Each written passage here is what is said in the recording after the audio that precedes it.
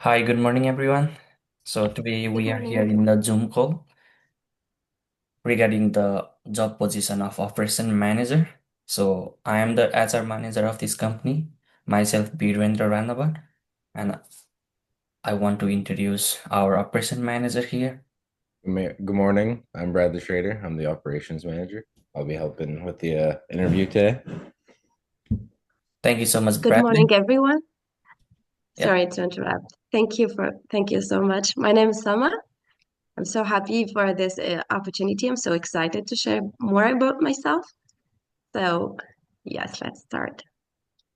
thank you so much, guys, for introducing yourself. So without further ado, let's begin our formal steps. Salma, how you are feeling today for this interview? Are you nervous or I'm something? very excited about this opportunity to share more about myself, and I hope everything goes well. And yeah, that's it. Okay, thank you so much. So, can you give us a short introduction of yourself regarding your background, which position were you in, like that? Sure. Thank you so much for this opportunity and for inviting me today. So, my name is Selma, and I'm very excited about this opportunity to discuss the manager operations position. I have 7 years of dedicated experience in a similar roles. Most recently at Geodis Canada, I've owned my skills in optimizing complex workflows, enhancing supply chain efficiency, and driving continuous improvement initiatives. I'm particularly adept at strategic planning, resource allocation, and team leadership. I'm eager to explore how my background in front desk operations, finance, payroll, and reporting can contribute to your team's success here. Thank you so much, Salma. It looks like we'll be fortunate to have a valuable members like you in our group. Thank you so much. Okay, so my first question's gonna be behavioral questions, and then the first question that I'm going to ask is this one. So describe a time when you had to implement a new policy or procedure that was met with resistance from your team. How did you handle it and what was the outcome? Thank you for this question. It's a very great one. So yes, actually we implemented a mandatory new online time tracking system last year. And naturally there was some pushback from staff who preferred the old paper timesheets. They always resist change. It's not how it is. My approach was straightforward. The policy came from corporate and it was non-negotiable. I distributed the new policy document and required everyone to attend a single mandatory training session.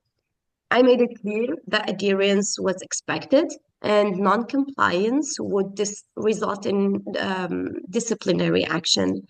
I ensured IT support was available for technical issues, but my role was to enforce the policy. We now have 100% compliance on the new system, and payroll processing is more efficient for the finance department. There were some crumbles initially, but everyone eventually got on board once they realized it wasn't optional. That's really cool answer. So my second question gonna be tell me about a time you had to make a difficult decision that directly impacted your team or the residents. What was the situation? What factors did you consider and what was the result? Okay, let me think about one. Um, yes, actually, we had to make the decision to significantly reduce our landscaping budget, which meant reducing the frequency of lawn mowing and shrub maintenance, impacting the visual appeal of the campus grounds. My decision was based purely on the quarterly financial reports. We were over budget in several areas, and landscaping was an easy cut that didn't directly affect students' safety. So I analyzed the numbers, identified the line item for reduction, and then informed the landscaping contractor of the new terms. I also instructed my maintenance supervisor to adjust their schedule accordingly. While some residents might have noticed the less manicured look, and that was a necessary business to meet our financial targets. The result was a significant saving that helped us balance the books for that quarter. It is about prioritizing fiscal responsibility. Thank you so much. I like all the factors that you have mentioned about. Hopefully, we will be able to add these factors on ours as well if we face any problem. So my last questions regarding the behavioral is this role involves on-call responsibilities for emergencies. Describe your experience with handling urgent or crisis situation. Provide an example of a time you successfully managed a situation. Well, I have handled various on-call situations during my seven previous years. My process is to identify the problem, dispatch the appropriate personnel, and ensure the issue is resolved according to standard operating procedures. Last year, we had a fire alarm triggered in a residence wing late at night. So my actions were to confirm the alarm source with security, contact the fire department, and then ensure all residents were evacuated from the affected area as per protocol. I oversaw the process, ensuring residents moved to the designated assembly point. Once the fire department cleared the building, I instructed residents to return to their rooms. I then filed the necessary incident report. The situation was managed efficiently and all protocols were followed, demonstrating effective crisis response. Thank you so much, Salma. So we are done with the first part of the interview. So my colleague Bradley, the operation manager, gonna start his part. Thank you. So the job description mentions overseeing front desk operations, finance, payroll, and housekeeping and physical plant. How would you provide prioritize and manage these diverse areas to ensure all standards are met? Well, that's an amazing question. Thank you for asking it. So my approach to managing diverse operation is to ensure strict adherence to established protocols and regular reporting. I would implement a daily checklist for front desk, weekly audits for housekeeping, and strict maintenance schedules for the physical plant. All finance and payroll functions would follow corporate guidelines precisely. I would require regular detailed reports from each department head to monitor performance against targets. Any deviation would be immediately flagged and addressed. My primary focus is on efficiency and compliance. By centralizing oversight and ensuring all staff understand and follow their specific duties, I can guarantee that standards are maintained across all areas of the facility. It's good to hear. This role requires managing and following an established operating budget, as well as improving and controlling operational revenues and expenses. Describe your experience with budget management and financial reporting. Well, I'm fully capable of managing operations budgets. My experience includes overseeing all expenditures revenues for a 1,000 million budget. I ensure all spending adheres strictly to allocated budget lines, and my expense averages are immediately frozen until reviewed and approved by me personally. I monitor financial performance closely through weekly reports and verify all transactions. My system ensures that no unauthorized spending occurs and all revenues are accurately collected and deposited. I also sign off on all invoices and payroll. Monthly reports are submitted to finance precisely on deadline. My priority is to maintain fiscal discipline and ensure all numbers are accurate and within the established framework. Sounds good. How do you approach staff recruitment, hiring, training, and scheduling to ensure you have high performing and a motivated team in a resident setting? Excuse me, can you say it again? How do you approach staff recruitment, hiring, training, and scheduling to ensure a high performing and motivated team and residents? Okay, thank you for addressing that. Well, my method for staffing is quite robust. For recruitment, I post on major job boards and conduct initial phone screens to filter on unqualified candidates. Hiring involves a standardized interview process focusing on technical competencies and a thorough background check. Training is delivered with a strict curriculum, ensuring all staff are in their duties and compliant with all procedures. I require completion of all mandatory modules before they begin work independently. Scheduling is done through an automated system to ensure optimal coverage and minimize labor costs.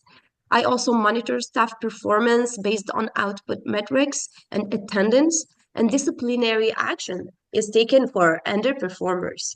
My goal is an efficient workforce that executes tasks reliably. I'm happy with those answers. Those were all the questions I was going to ask. So back to you. Thank you so much. Okay, thank you so much, Brad, and thank you so much, Salma, for replying all those answers. So I know for these job positions, we have some certain interview questions that we need to go through. And then for now, I just want to move on to the situational based questions.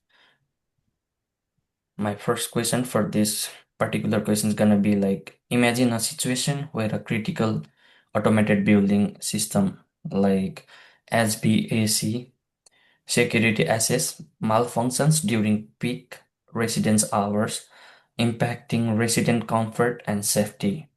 What immediate steps would you take, and how would you communicate with residents and senior management? Okay, that's a complex question, actually. So I manage contractors by ensuring they adhere strictly to their contracts and meet deadlines.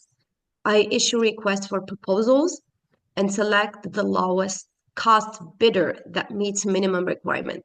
Once a contract is signed, I expect them to deliver exactly what's stipulated, and I closely monitor their work.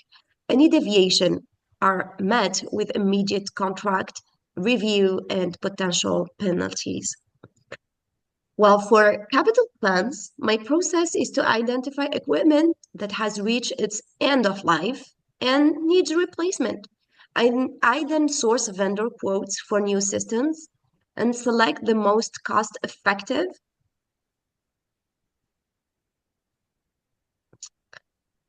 I also prepare budget requests and push for approval. And once approved, I oversee the installation to ensure it's completed on time and, of course, within the budget. It's about getting the job done efficiently and within financial parameters. Just wow, so the answers that you gave are really, really good and actually the situational based. So my second questions for you gonna be, so if you discover a significant disparity in the month-end financial report that could impact the budget, how will you investigate this? And what steps will you take to rectify the issue and prevent future occurrences? Okay, so you're asking for the next steps. Okay, yes. So if a critical building system malfunction, my first step would be to contact the designated repair vendor immediately and dispatch our internal maintenance team to assess. I would ensure the area is cordoned off and necessary if necessary for safety. For residents, though, I would put up a notice on the main information board advising them of the malfunction and that a repair is underway. For senior management, I would send an email outlining the incident and the steps taken to resolve it. My focus is on getting the system operational as quickly as possible and documenting the incident for records.